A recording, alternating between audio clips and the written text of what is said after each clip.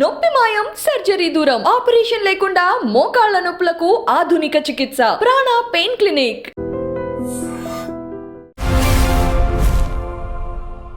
నమస్తే, welcome to I dream social spotlight with Kavitha. Konda Surekha వ్యాఖ్యల తర్వాత తెలుగు సినిమా పరిశ్రమ అంతా స్పందించింది. ఒక్కొక్కరుగా బయటికి వస్తూ ఆ వ్యాఖ్యల్ని ఖండించారు, సంఘీభావాన్ని ప్రకటించారు. అయితే కాంగ్రెస్ పార్టీ సరికొత్తగా ఇంకొక ప్రశ్న వేస్తోంది. ఫిల్మ్ ఇండస్ట్రీలో కాస్టింగ్ కౌచ్లు, మీటూ మూమెంట్లు వచ్చినప్పుడు ఇంత స్పందన ఎందుకు రాలేదు, ఇప్పుడు మాత్రమే మూకుమ్మడిగా ఎందుకు బయటికి వస్తున్నారు అనే మాట మాట్లాడుకుందాం. మనతో పాటుగా ఉన్నారు ఫిల్మ్ క్రిటిక్, సినీ రచయిత త్రిపురనేని చిట్టి గారు. చిట్టి గారు నమస్కారం అండి. సో ఒక సీరియస్ ప్రశ్న, ఒక ఇమ్మీడియట్గా స్పందించాల్సినటువంటి ఒక సమస్య తలెత్తింది.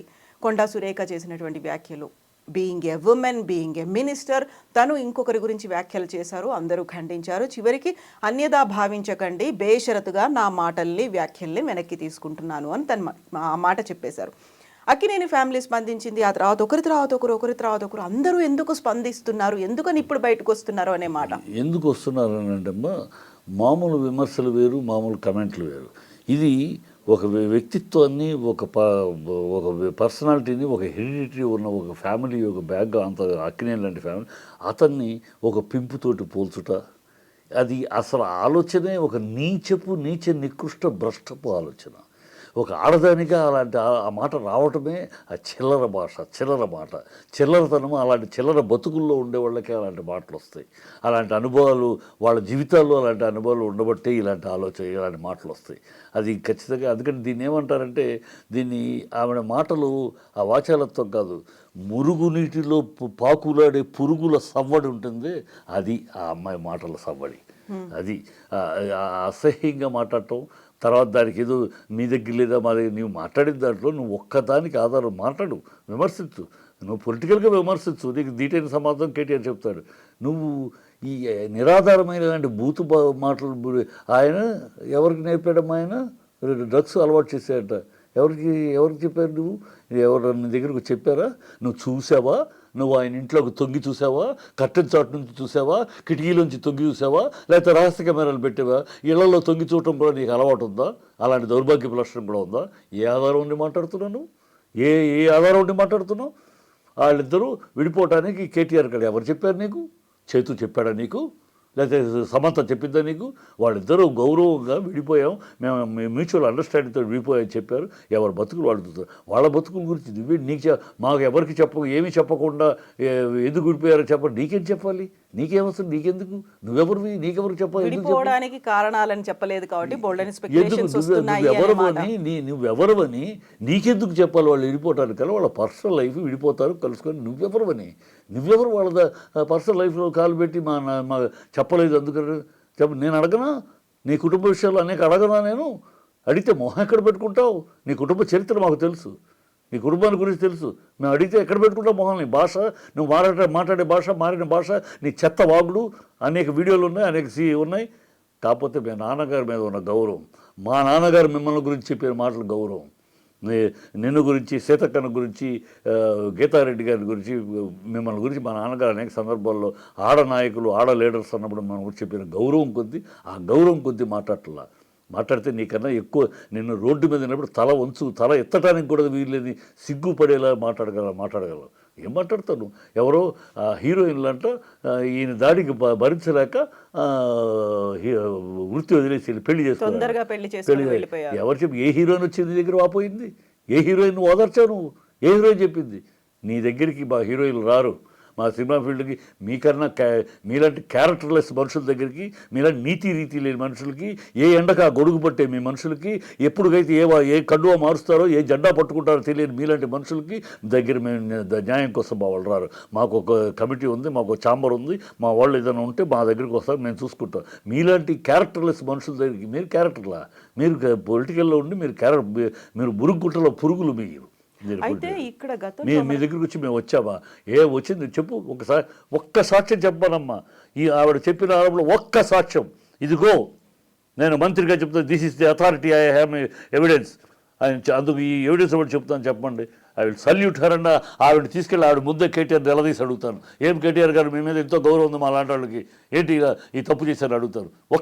ఛాలెంజ్ మీ మూలంగా ఛాలెంజ్ బస్తీ మీద వాళ్ళు ఒక్కటే సాక్ష్యం చెప్పమని. సాక్ష్యాలు ఆధారాలు లేకుండా అడ్డమగోలు మాటలు, అరాచక మాటలు, అసహ్య మాటలు, జిగుత్సాకరమైన మాటలు, బుద్ధి జ్ఞానం లేదు, కడుపు అన్నం తిరిగి కడుపు గడ్డి తినే మాటలు మాట్లాడతారా? మాట్లాడి మళ్ళీ మీ అప్పుడు ఎందుకు రాలేదు, ఇప్పుడు అప్పుడు ఎందుకు స్పందించలేదు అనే మాట. కాస్టింగ్ కౌచ్ మూమెంట్ అనేది వచ్చింది, మీటూ మూమెంట్ అనేది వచ్చింది. ఇవన్నీ వచ్చిన తర్వాత కాంప్రమైజ్లు, అడ్జస్ట్మెంట్లు అడుగుతున్నారని అందరూ వచ్చి అన్ని సమస్యలు చెప్తున్నట్టు తర్వాత ఈ మధ్య కాలంలో వినిపించినటువంటి రీసెంట్ కేసుల తర్వాత కూడా ఇంత యూనిటీ అనేది ఫిల్మ్ ఇండస్ట్రీలో కనిపించలేదు. ఇప్పుడు ఎందుకు బయటకు వచ్చారు? ఎప్పుడు ఉందమ్మా, ఎప్పుడు రాలే. ఇప్పుడు ఎవరైనా సౌత్ ఇండియన్ అమ్మాయిలు కంప్లైంట్లు ఇప్పుడు చెప్పారు వింటా ఉన్నామమ్మా. ఇది నార్త్ ఇండియన్ అమ్మాయిలు మన ఇండస్ట్రీకి ఎప్పుడు నార్త్ ఇండియన్ నుంచి వస్తారు. వాళ్ళు ఏంటంటే ఇక్కడికి వచ్చి ఏదో స్టార్ అయిపోతాము అనుకుంటారు. స్టార్ అయిన వాళ్ళమే ఇక్కడికి వచ్చి స్టార్ అయిన వాళ్ళు గౌరవంగానే మాట్లాడతారు. ఈ స్టార్ కాలేక ఫెయిల్యూర్ అవుతారు చూడండి. ఈ ఫెయిల్యూర్ నార్త్ ఇండియా నుంచి వస్తారు, ఇక్కడ వీళ్ళ నెత్తిని పెట్టేసుకుంటారు. వీళ్ళ స్టార్ కాలేకపోయాము కనుక దానికి ఇలాంటి ఏదో అపవాదులు వేస్తారు. దేనికి సాక్ష్యాలు ఉండవు, దేనికి సాక్ష్యాలు. ఇప్పుడు అమ్మాయి త్రివిక్రమ్ మీద ఇచ్చింది, ఇప్పటికి కమిటీ అనేక సార్లు పిలిచింది అమ్మాయిని. మనం ఏదో పేపర్ మీద ఇన్ఫర్మేషన్ రాసిస్తే వీ కెనాట్ టేక్ యాక్షన్ కదా. You please come and tell us ఏం జరిగింది, ఎప్పుడు జరిగింది చెప్పు, దాని మీద వీ విల్ గో అహెడ్ అంటే రాదు. 3 నెలలకు ఒకసారి ఏదో ట్విట్టర్లో అలా ఒకటి వేసేస్తుంది, మళ్ళీ మిస్సింగ్, హిట్ అండ్ రన్. మీరు మిమ్మల్ని నమ్మి మీరు రారు, కానీ మేము వెంటేసుకుని తిరగాల. రకుల్ ప్రీత్ సింగ్ అంటది ఈ అమ్మాయి. రకుల్ ప్రీత్ సింగ్ని కేటీఆర్ పిలిచాడట. రకుల్ ప్రీత్ సింగ్ అప్పుడు అమ్మాయి మీద డ్రగ్స్ ప్రాబ్లం వచ్చిన నువ్వు ఆయన ఒక president, party president, deputy chief మినిస్టర్గా ఉన్నాడు. ఎవరైనా సరే ఆ పదవిలో ఉన్న పొజిషన్లో ఉన్నారు కనుక తన కష్టాన్ని, తనకు వచ్చిన ప్రాబ్లమ్ని చెప్పుకోవడానికి వెళ్తారు. వెళితే బెడ్కి వెళ్ళిపోయినట్టే, మాట్లాడగలిగితే బిడ్డలోకి వెళ్ళిపోయినట్టే. అమ్మ సురేఖ, నువ్వు రోజుకు అనేక మొగాళ్ళని కలుస్తూ ఉంటావమ్మా. అనేక మందిని ఛాంబర్లో ఒంటరిగా మొగాడు ఉన్నప్పుడు వెళ్ళి కలిసి వస్తావు. అంటే నువ్వు వెళ్ళి పడుకుని వచ్చావని చెప్పనా అన్నాను. ఆ రోజు ఇది కన్వెన్షన్ కూల్చకపోవటానికి కారణం ఈ అమ్మాయితోటి సమంత అని అన్నావు. నేను కౌంటర్ తిరిగి అడుగుతాను, ఇవాళ రేవంత్ రెడ్డి కూల్చింది ఎవరు పంపిస్తే, ఎవరు రాలేదని కూల్చాడు? నువ్వు ఎవరిని పంపించాలని ఏర్పాటు చేసావు? ఆయన రాలేదని కూల్చాడు, ఆ కోపంతో కూల్చాడా ఇవాళ రేవంత్ రెడ్డి? నువ్వు ఆ రోజు మాట్లాడి తిరిగి నిన్నే అడిగితే ఎక్కడ పెట్టుకుంటావు మొహం? నువ్వు ఎక్కడ పెట్టుకుంటావు? నువ్వు అన్నావు కదా అమ్మాయి కోసం అని కూల్చేశాడట, అమ్మాయిని వదిలేశాడట అమ్మాయి కోసం అని కేటీఆర్. అమ్మాయి కోసం కేటీఆర్ వదిలేస్తే ఇప్పుడు అమ్మాయి రాలేదని నువ్వు కూర్చావా? ఇదేమంటే నీకు వర్తిస్తుంది కదా. నోటికి ఏమొస్తాయి, లాజిక్ ఏం మాట్లాడితే ఏమొస్తాయి, ఎదుటోళ్ళు ఎలా స్పందిస్తారు, ఏమిటి, నీతి నిజాయితీ కావాలి, నీతి రీతి కావాలి. ఊరినే రాజకీయాల్లో ఉన్నాం కనుక, ఏదో పదవుల్లో కూర్చున్నాం కనుక నోటికొచ్చిన మాట్లాడితే సజావుగా ఉండదు, గౌరవంగా ఉండదు. ఆ అమ్మాయికి తన గౌరవాన్ని ఇప్పటికైనా సరే, ఇది తన మీద వాళ్ళ నాన్నగారి మీద ఉన్న గౌరవం ఇప్పటికైనా సురేఖకు చెప్తున్నా, నువ్వు ఇప్పటికైనా బుద్ధి తెచ్చుకుని క్షమాపణ చెప్పి, ఏదో ఒక వంకరతనంగా ఏదో ఒక క్షమాపణ చెప్పేశాను అని ఓవరాల్గా అలా ఒక తప్పు అయితే వాళ్ళు బాధపడితే, ఈ ఇఫ్లు బట్టులు ఇంగ్లీష్ లాంగ్వేజ్లో ఉంటాయి, ఇఫ్ దే గాట్ హర్ట్, ఆ ఇఫ్లు బట్టులు వద్దు. నిజాయితీగా చెప్పు క్షమాపణ. ఒక సమంతకి చెప్తే సరిపోదమ్మా, నువ్వు కేటీఆర్కి చెప్పాలి. ఒక సమంతకి వాళ్ళకి చెప్తే కేటీఆర్కి చెప్పాలి. కేటీఆర్ నువ్వు రాజకీయంగా మాట్లాడేదానికి ఎవరు అడగడు. కాబట్టి నువ్వు ఏమైనా మాట్లాడు, నీ ఇష్టం. రాజకీయాలుగా దౌర్భాగ్యపు రాజకీయాలు కనుక ఎవరైనా ఏమైనా మాట్లాడు. నువ్వు పర్సనల్ అసాసినేషన్ చేసావు, క్యారెక్టర్ అసాసినేషన్ చేసావు, ఆ వ్యక్తి యొక్క పరువు ప్రతిష్టలు భంగం కలిగించావు. ఆధారాలు లేకుండా, నువ్వు ఆధారాలతోటి ఏదైనా చెప్పు, ఆధారాలు లేకుండా అర్ధరహితమైన ఆరోపణలతోటి కలిగించావు. దానికి బేషరతుగా సమాధానం చెప్పు. నీ పదవికి నిన్నెవరో పైన తోసేయకుండా, నిన్ను తీసేయాల్సిన పరిస్థితి రాకుండా, తొలగించాల్సిన అవసరం రాకుండా, నీకు బుద్ధి జ్ఞానం ఉంటే, మనిషివైతే మనిషిగా ఆలోచించు. నువ్వు నీ పదవికి స్వచ్ఛందంగా నువ్వు రాజీనామా చెయ్యి. అప్పుడు నీ గౌరవం మిగలబడుతుంది, నీ పార్టీ గౌరవం కూడా కాపాడబడుతుంది. నువ్వు స్వచ్ఛందంగా ఎవరో రేపు 10 మంది ఇది పెరుగుద్ది, నిన్ను వదిలిపెట్టు, సమాజం వదిలిపెట్టదు. ఏ ఆడపిల్ల వదిలిపెట్టు, నువ్వు ఎక్కడికి వెళ్ళినా ఆడపిల్లలు నిలదీస్తారు నిన్ను. ఎక్కడికి వెళ్ళినా సమాజం నిలదీస్తుంది, మీడియా నిలదీస్తుంది, ఎక్కడికి వెళ్ళినా ఈ ప్రశ్న నేను వెంటాడుతూనే ఉంటుంది. కనుక నేను ప్రక్షాళన చేసుకో, నీ అంతట నువ్వు స్వచ్ఛందంగా నేను చేసిన తప్పుకి పదవి నుంచి విరమిస్తున్నాను అని చెప్పు. ప్రజల్లో ఒక మార్పు వస్తుంది. పోనీ పాపం మాట్లాడింది కానీ పదవి కూడా రాజీనామా చేసింది కదా, అప్పుడు మళ్ళీ నీ మీద కాస్త సానుభూతి, నీ మీద ఉన్న దుష్ట ఇది పోతుంది. అది చెయ్యి, పార్టీకి కూడా మంచి. అదే గెంటించుకోబడతావు, కోర్టులో నిలబెట్టబడతావు, కోర్టులో పరువు పోగొట్టుకుంటావు. నీ అధినాయకుడు రాహుల్ గాంధీ లాగా సారీ చెప్పను సారీ చెప్పి 3 సార్లు చెప్పాడు, 3 సార్లు కోర్టుల దగ్గర 3 సార్లు చెప్పాడు. ఇలాంటి వాగుళ్ళు వాగే.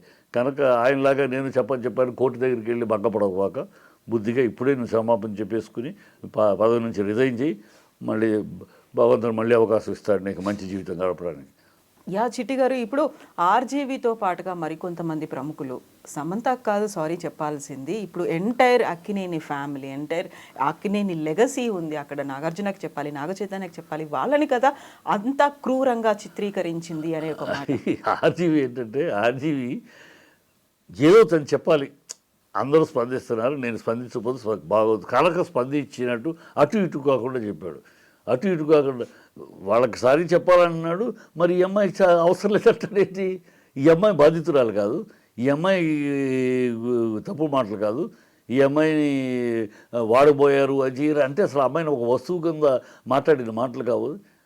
అది అమ్మాయికి ఇలా తప్పుగా నిన్ను ఒక వస్తువు కింద మాట్లాడి వాడుకోపోయారు, అది చేయబోయారు, అందుకనే ఈయన మాట్లాడి తప్పమ్మా, నేను ఈ ఆర్గ్యుమెంట్లోకి వాళ్ళ మీద నిందలేసేటప్పుడు వాళ్ళని క్రిటిసైజ్ చేయడానికి నీ పేరు వాడుకుని నేను వాడుకుని తప్పు చేశాను అని అమ్మాయికి చెప్పాలి కదా. ఆ అమ్మాయి ఆడజీవితం. మొగాడు పింప్ అన్నాడు కనుక మొగాడు వ్యక్తిత్వం దెబ్బతింది అనేది మాట. ఆడపిల్లకి అది కాదు కదమ్మా. అసలు ఎక్కడికి వెళ్ళిపోయి జనాల్లో ఎక్కడికి పోయి ఏమో సమంత అలాంటిదేమో, సమంతను అలాగే తిరుగుద్దేమో, అలాగే తిప్పుతారేమో అనే మా బాటలో వచ్చేసి నీ సందేహం జనాల్లో ట్విట్టర్లో వస్తుంది. సమంత అలాంటిదే, ఎవడో వీడు చూసినట్టు. అంటే ఒక హీరోయిన్ అంటే పడక గదులుకి తిరిగేదా హీరోయిన్ అందుకే హీరోయిన్ అలా రారమ్మా, అలా కారు హీరోయిన్లు, అలా కారు. ఒక్కొక్క వాళ్ళు ఎన్నో కష్టపడితే ఎంతో టాలెంట్ చూపించుకుంటే అలనాటి సావిత్రి కాడి నుంచి, అలాంటి భానుమతి కాడి నుంచి, అలాంటి వాణిశ్రీ కాడి నుంచి చేసి ఎంతోమంది ఉన్నారమ్మా. వీళ్ళందరూ పడుకుని వచ్చారు. నేను సౌందర్యం ఇంట్రడ్యూస్ చేశాను. సౌందర్య బెడ్ మీద పడుకుని హీరోయిన్ అయిందా? నా బిడ్డలాగా తిరిగింది. సో అలాగే చూసుకున్నాం, ఇండస్ట్రీ మొత్తం అలాగే చూసుకున్నారు. అమ్మాయి అలాగే బెడ్ మీద పడుకుని హీరోయిన్ అయిందా? హీరోయిన్లు అలా బెడ్ మీద పడుకునే వాళ్ళు హీరోయిన్లు ఎవరు? అలా అవకాశాలు. నేను హీరోయిన్ సెలెక్ట్ చేయాలంటే నా బెడ్ మీదకి వస్తుందా అని ఆలోచించనమ్మా. నేనే కదా ఈ డైరెక్టర్ నా బెడ్ మీదకి వస్తాయి అమ్మాయి అని ఆలోచించను.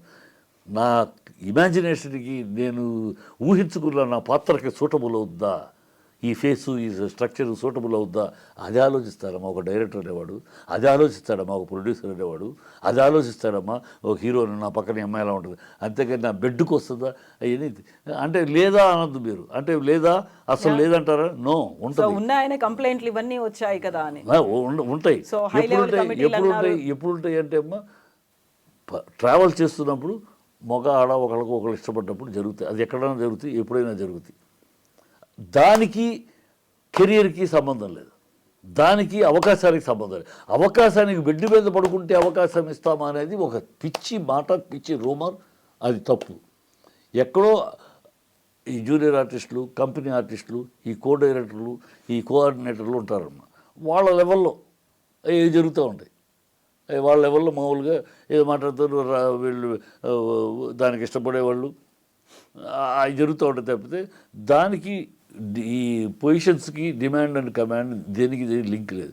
అయితే చిట్టి గారు, ఇప్పుడు గతంలో వచ్చినటువంటి ఇలాంటి కేసులు, కంప్లైంట్లు, వీటన్నిటి తర్వాత ఇప్పుడు మళ్ళీ ఈ కొండా సురేఖ వ్యాఖ్యల నేపథ్యంలో వాటన్నిటిని తవ్వి తీసి బయటికి తీసుకొస్తున్న వాళ్ళ సంఖ్య పెరుగుతోంది. ఎట్ ద సేమ్ టైం ఆ కేసులు వచ్చినప్పుడు కూడా ఫిల్మ్ ఇండస్ట్రీ పెద్దలు కావచ్చు, ఫిల్మ్ ఇండస్ట్రీకి చెందినటువంటి ఫ్యామిలీస్ చెందిన వాళ్ళు, వీళ్ళందరూ ఇలాగే స్పందిస్తారా? ఇంత యూనిటీ చూపించి బాధితుల పక్షాన నిలబడతారా? ఖచ్చితంగా బాధితుల పక్షాన అంటే రాజకీయ సంబంధం లేకపోతే మా సినిమా వాళ్ళు సినిమా వరకు వాళ్ళని రాజకీయ ప్రమేయం ఎక్కువ అవుతుంది ఇక్కడ పెద్దానికి. రాజకీయ ప్రమేయం లేనంతకాలం మాకు ఇన్ని సంవత్సరాలు అనేక సమస్యలు వచ్చింది, సమస్యలు తీర్చుకుంటూ వెళ్ళాం. ఇండస్ట్రీ 70 ఏళ్ళ ప్రయాణం చేసింది, అనేక మంచి జరిగినాయి, చెడు జరిగినాయి. ఇవన్నీ సార్లు ఈ రాజకీయ ప్రమేయం వచ్చినాక ఈ దౌర్భాగ్యం. రాజకీయ ప్రమేయం వచ్చినాక ఈ రాజకీయ పార్టీలకి అసలు హక్కే లేదు. పర్టికులర్ కాంగ్రెస్ డిఎన్ఏ అసలు ఈ మాటలు అరిగే నైతిక హక్కు లేదు.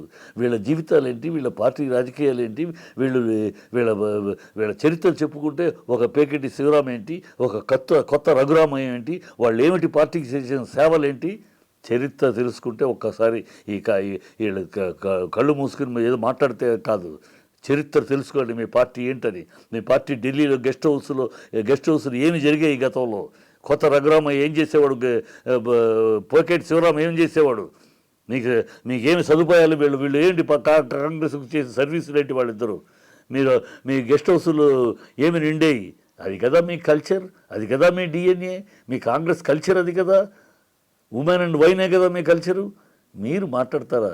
మీకు అసలు ఇంకో రంగం గురించి మాట్లాడే అర్హత, నైతిక హక్కు ఉందా కాంగ్రెస్ వాళ్ళకి? చిల్లర మనుషులు మీరు చిల్లర అలవాట్లు, మీరు చిల్లర డోసేజ్ ఉన్నవాళ్ళు. మీకు ఏ హక్కు ఉందో అసలు కాంగ్రెస్ వాళ్ళకి? మీ బతుకే అది, మీ పార్టీ పునాదే అది. మీ నెహ్రూ ఎలాంటోడు. ఇప్పుడు చిట్టి గారు, ఈ వ్యాఖ్యలు వచ్చిన తర్వాత అమలా అక్కినేని, రాహుల్ గాంధీని ట్యాగ్ చేస్తూ మీరు చర్యలు తీసుకోండి, అసలు ఏం జరుగుతోందో మీకు తెలుస్తోందా అనేది తను వ్యాఖ్యానించారు, అక్కడ కంప్లైంట్ చేశారు. దాని మీద కాంగ్రెస్ పెద్దలు కూడా స్పందించారు. At the same time film ఇండస్ట్రీకి చెందిన వాళ్ళు ఇంతమంది రెస్పాండ్ అవుతున్నారు. ఒక బీసీ మహిళ నా వ్యాఖ్యల్ని వెనక్కి తీసుకుంటున్నానని చెప్పిన తర్వాత ఇంత అటాక్ చేయడం అవసరమా అనే మాటలు, మీరు అనవసరంగా ఫుల్ సర్టిఫికేట్ ఇస్తున్నారమ్మా. అమ్మాయి ఫుల్గా తీసుకోవాలా, సగమే తీసుకుంది. అవును, క్షమాపణలు చెప్పలేదు, క్షమాపణ చెప్పలేదు. నా మాటలు వెనక్కి తీసుకుంటాం కూడా సగమే. పూర్తిగా ఒక మాట అనేసేసి దేంట్లో అక్క మొగుడు మాత్రం నేను క్షమాపణ చెప్తాను, బావ అనేదాన్ని చెప్పనంటే కాదు కదా. నువ్వు చెప్పిన వాక్యం ఒక ఫ్రేజ్లో చెప్పావు మొత్తం, ఆ మొత్తాన్ని వెనక్కి తీసుకుంటున్నానంటే అది క్షమాపణ. అది నువ్వు అర్థం చేసుకుని బుద్ధి తెచ్చుకున్నావని అర్థం. దాంట్లో ఒక వాక్యం అంటాను, ఒక వాక్యము కాదు అంటానంటే అది కాదు. You are playing still, you don't realize what you have done, you don't realize what sin you have done, what idiotic thing you have done, what rotten you spoke, you don't realize. So అదే అందుకని తప్పదు, కోర్టుకి వెళ్ళి ఆయన already Nagarjuna వేశాడు. ఎందుకు వేస్తాడు? నువ్వు క్షమాపణ పరిపూర్ణంగా చెప్పుంటే ఆయన వేయడు. నాగార్జున అసలు ఎప్పుడూ పట్టించుకోడు. నాగార్జున ఈ రాజకీయ కమెంట్లను ఎప్పుడు కూడా ఆయన పట్టించుకోడు. ఆయన బీజేపీకి తిరిగినప్పుడు కూడా, బీజేపీలో మోడీ గారితో వాళ్ళతోటి బాగా చనువుగా తిరిగినప్పుడు కూడా రాజకీయ కమెంట్లు వచ్చేప్పుడు ఆయన మాట్లాడు, రాజకీయ వాళ్ళు ఏదో మాట్లాడతారు, మనకెందుకు, let us not waste our time on reacting అని అంటాడు. ఇవాళ ఎందుకు రియాక్ట్ అయ్యాడంటే, అందరూ ఇంత డైరెక్ట్గా పింపు ఒక హీనమైన పోల్చినప్పుడు మనం రియాక్ట్ అవ్వకపోతే ఎట్లా? అది వేరేగా అయితే దీన్ని కూడా హే అనేవాడు. ఈ మాట అన్నప్పుడు తను కూడా తప్పు. ఈ మాట అన్నప్పుడు కూడా మనం మాట్లాడకపోతే, వాళ్ళకి రెస్పాన్స్ ఇవ్వకపోతే ఇట్స్ నాట్ కరెక్ట్ కాదని రివర్స్ అయ్యాడు. ఇప్పుడు వేసాడు, ఆల్రెడీ కేసు కంప్లైంట్ వేసాడు. ఇప్పుడు రేపు కేటీఆర్ కూడా టైం ఇచ్చాడు, ఇవాళతో టైం అయిపోతుంది, రేపు కేటీఆర్ వేస్తాడు. ఇద్దరు వేసిన దాకా అప్పుడు నువ్వు క్షమాపణ చెప్పు, వెనక్కి తీసుకుంటా అంటే ప్రయోజనం లేదు. నువ్వు కోర్టు బోన్లో నిలబడాల్సి వస్తుంది. నీ ఇంత బతుకు బతికి నువ్వు ఒక మినిస్టర్గా రిజైన్ చేసి కోర్టులో నిలబడాల్సి వస్తుంది, లేదా కోర్టులో శిక్ష పడినా రిజైన్ చేయాల్సి వస్తుంది. అందుకని నేను ఇవన్నీ, ఈ ఉపద్రవాల్ని, ఈ అవమానాలని, ఈ అసహ్యకరమైన సన్నివేశాలను ఫేస్ చేయకుండా ఉండాలంటే స్వచ్ఛందంగా రిజైన్ చేయి. స్వచ్ఛందంగా రిజైన్ చేసి, ఇఫ్ నాట్ మై ఇంటెన్షన్, నేను ఇంటెన్షనల్గా అనలేదు, బై మిస్టేక్ నోరు జారిద్దాను, లేదా అనుకోకుండా అనేసాను, ఏదో తొందరపడి మాట్లాడేశాను, I will take back the total scenario of that అని అన్నాం అనుకో, ఎస్ మేము చెప్తాం వెనక్కి తీసుకోమని. మలాటలో చెప్తే ఎందుకు అయిపోయింది కదా అమ్మాయి, వన్స్ ఫర్ ఆల్ అన్నీ వెనక్కి తీసుకున్నా, ఇక మనం ఇంకా ఆడపిల్లని వదిలేయండి అని అంటాం. కానీ నువ్వు అంటలేదు. ఇప్పటికీ పొగరగా మాట్లాడిన తప్పు కాదనంటే మాట్లాడతాం. నీ పార్టీ వాళ్ళు జగ్గారెడ్డి ఆవేశంలో మాట్లాడిందండి, బాధతో మాట్లాడింది. బాధేస్తే ఇలా మాట్లాడేస్తారా? నాకు బాధేసింది. కేసీఆర్ గారిని, అంత వయసు ఉన్న కేసీఆర్ గారిని రాజీవ్ గాంధీ విగ్రహ స్థాపనలో ఈ రేవంత్ రెడ్డి ఆయన ఆ సన్నాసి తన ఈ స్టాచ్యూ పెట్టుకుంటానికి చోటు ఖాళీ పెట్టాడు, అక్కడ రాజీవ్ గాంధీని పెట్టాను అంటాడు. ఆ సన్నాసి ఎవరినన్నాడు? కేసీఆర్ని. కేసీఆర్ వయసు ఎంత, కేసీఆర్ ఎక్స్పీరియన్స్ ఎంత, కేసీఆర్ ముందు నువ్వెంత తంతే గారెల బుట్టలో పడ్డట్టు వాళ్ళు వచ్చి సీఎంఐ కూర్చున్నావు. కేసీఆర్ని ఆడు సన్నాసి అంటావా? నాకు బాధేసింది. ఆ బాధతో నేను తిట్టనా అని మిమ్మల్ని నోటికి వచ్చిన మాట నేను తిట్టనా అని? నువ్వు బ్రోకర్ గడివి అని తిట్టనా? నువ్వు ఢిల్లీ వెళ్ళి కాళ్ళు పిసుకుతావని చెప్పనా? వాళ్ళ కాళ్ళు పిసికితే నువ్వు సీఎం అయ్యావని చెప్పనా? అననా? నాకు కోపం వచ్చి అంటున్నా అననా? కానీ అనం. ఎందుకనంటే మాకు కాస్త కల్చర్ ఉంది, మీకు కాస్త సంస్కారం ఉంది. ఈ మాట అనగలిగి కూడా అనట్లా. మిమ్మల్ని ఎందుకన్నాం?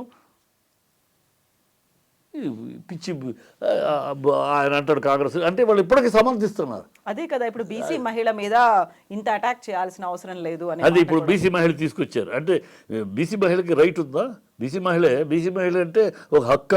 నువ్వేమైనా మాట్లాడు, ఎవరు పరువైనా తీసేటట్టు మాట్లాడు, అబద్ధాలు ఆధారాలు లేకుండా ఇష్టం వచ్చిన ఆరోపణలు చేయి అని బీసీ మహిళ అనగానే ఒక రైట్ హక్కేమైనా ఉందా అని?